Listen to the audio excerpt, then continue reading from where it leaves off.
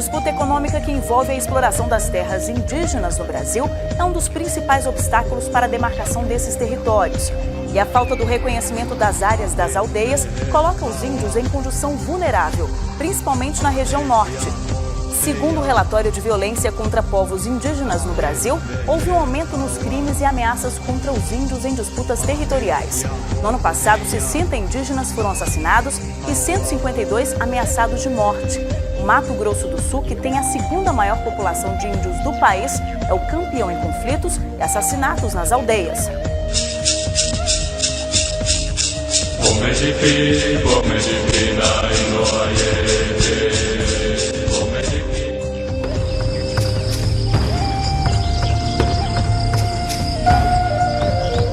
Segundo o mais recente balanço do CIMI, o Conselho Indigenista Missionário ligado à Igreja Católica, boa parte das mortes de índios no Brasil está concentrada no Mato Grosso do Sul, a maioria índios Guarani Kaiowá. São conflitos entre fazendeiros e a segunda maior população indígena do país. No Mato Grosso do Sul tem ocorrido mais de 50% de assassinatos de indígenas. Esse número de assassinatos de indígenas nos últimos anos tem girado em torno de 60 pessoas, né? E no Mato Grosso do Sul acontecem mais da metade destes assassinatos. Praticamente 100% dos casos tem a ver diretamente com a disputa pelo território. Nada se compara à situação colocada hoje no Mato Grosso do Sul, que é realmente uma situação que beira quase ao genocídio, né? Uma população de quase 40, 50 mil guaranis e 100 minúsculas áreas hoje reconhecidas. A região norte é outro ponto de tensão no Brasil. Segundo o procurador da República no Pará, Felício Pontes, a falta do reconhecimento das terras indígenas é um dos principais motivos desses confrontos. Às vezes você tem interesse de mineradoras, interesse de madeireiros, interesse de fazendeiros, que se aproveitam da não demarcação da terra indígena para poder tentar retirar madeira ou minério dentro da terra indígena.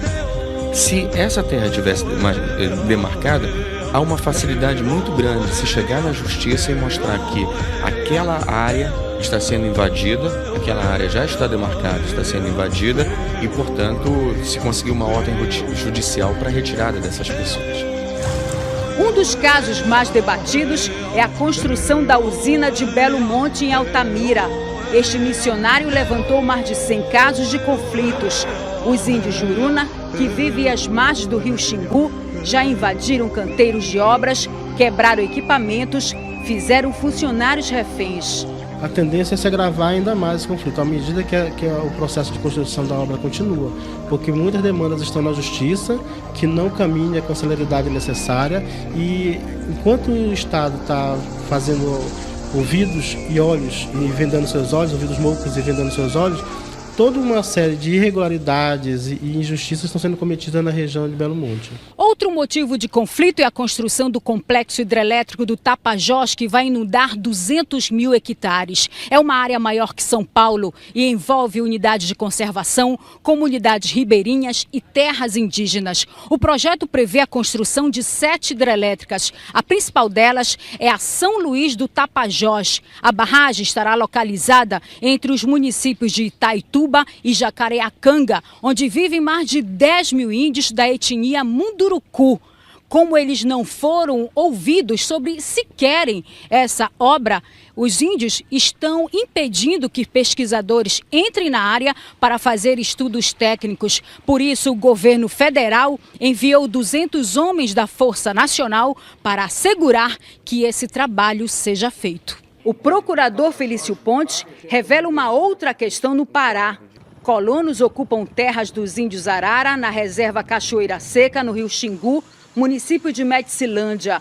Ali o processo de demarcação se arrasta há 30 anos. Houve já 2 ou 3 vezes laudos antropológicos para saber o limite dessas áreas, e quando se chegou ao limite, não se conseguiu, o governo federal não efetivou a demarcação da terra.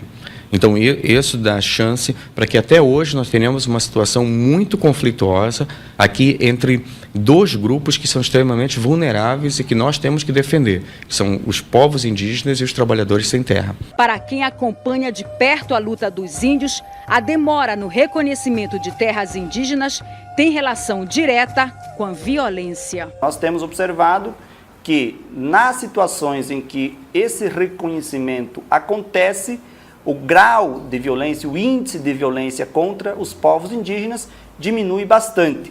Haja visto o caso da terra indígena Raposa Serra do Sol, né, que vivia uma situação de ataques terroristas, inclusive frequentes, né, realizados por fazendeiros, arrozeiros daquela região contra comunidades indígenas, e com a demarcação, né, e a desintrusão do território, houve uma diminuição significativa do índice de violência naquela região. De acordo com a FUNAI, a dificuldade na demarcação de terras varia com a história de cada área e da região do país. A maior demanda por demarcação, por reconhecimento das terras indígenas, né, e hoje os procedimentos administrativos existentes estão situados exatamente no Centro-Sul, Sul, Nordeste, parte aqui do Mato Grosso e algumas regiões do Maranhão. Ali se concentram os nossos maiores processos hoje.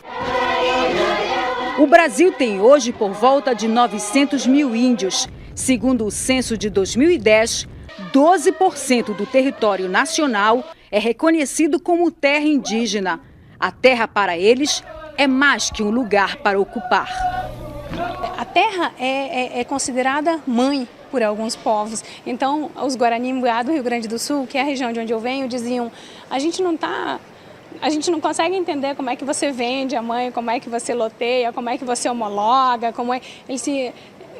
nós queremos a nossa mãe de volta. Então, assim, a terra é um bem do qual depende a nossa vida e a nossa continuidade como povos diferenciados. Então, a riqueza que a nossa cultura sempre ofereceu para o Brasil, ela está em perigo. E ela está em perigo em função dos nossos territórios.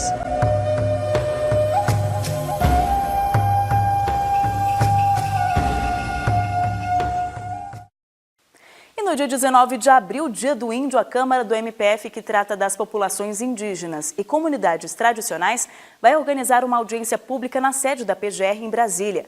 O objetivo é debater a demarcação de terras no Brasil. O evento começa a partir de 14h. Participe!